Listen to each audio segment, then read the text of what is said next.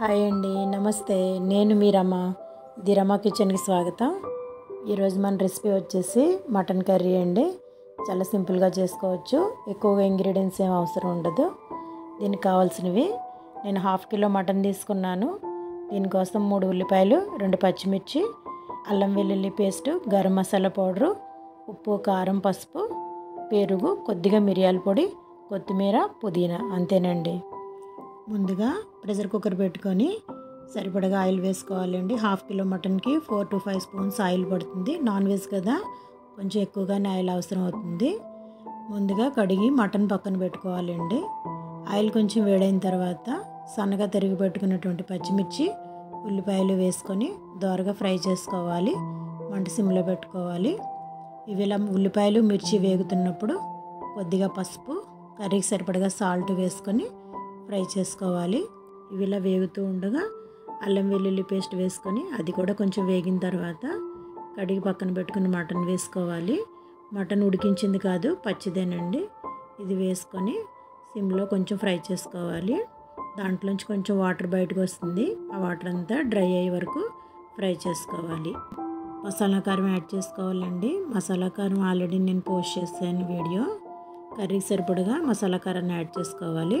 కొద్దిగా పెరుగు వేసుకోవాలండి. పెరుగు వేసుకోవడం వల్ల మటన్ సాఫ్ట్ అవుతుంది. ఇప్పుడు దీంట్లో 1/2 టీ స్పూన్ మిరియాల పొడి వేసుకోవాలండి. 1/2 కిలో మటన్కి 1/2 టీ స్పూన్ మిరియాల పొడి సరిపోతుంది. ఇది వేసుకోవడం వల్ల కర్రీ టేస్ట్ బాగుంటుంది. ఇప్పుడు ఈ కర్రీలో గరం మసాలా యాడ్ చేసుకోవాలండి. గరం మసాలా వీడియో ఆల్రెడీ నేను పోస్ట్ చేశానండి. మనం వేసుకున్న మసాలాలు, పెరుగు, పెప్పర్ పౌడరు అన్ని ముక్కలకు పట్టేలాగా కొంచెంసేపు సిమ్లో పెట్టుకొని మగ్గించుకోవాలండి. కొద్దిసేపు మూత పెట్టి అలా ఉంచేస్తే దాంట్లో వాటర్ అంతా డ్రై అయిపోయి లైట్గా ఆయిల్ బయటకు వస్తుంది. అప్పటి వరకు సిమ్లో ఉంచి మగ్గించాలి. ఇందులో వాడినటువంటి గరం మసాలా నేను ఇంట్లో చేసింది. ఆ వీడియోని ఆల్రెడీ పోస్ట్ చేశానండి. తర్వాత ఆయిల్ బయటకు వచ్చే స్టేజ్లో కొద్దిగా పుదీనా, కొద్దిగా కొత్తిమీర వేసుకొని బాగా కలుపుకోవాలి. బాగా కలుపుకున్న తర్వాత కొంచెంగా వాటర్ వేసుకోవాలి. దీంట్లో 1/2 గ్లాస్ వరకు వాటర్ పడుతుందండి.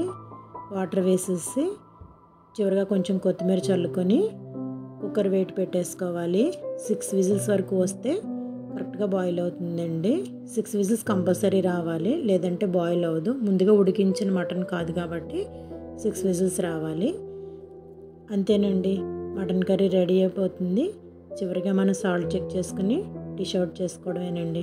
వేడివేడిగా మటన్ కర్రీ అయితే రెడీ అండి. ఈరోజు మా వాళ్ళ కోసం అయితే ఈ మటన్ కర్రీ చేశానండి. మరిన్ని వంటలతో ది రమ కిచెన్లో మళ్ళీ కలుద్దాం అండి. బాయ్ అండి.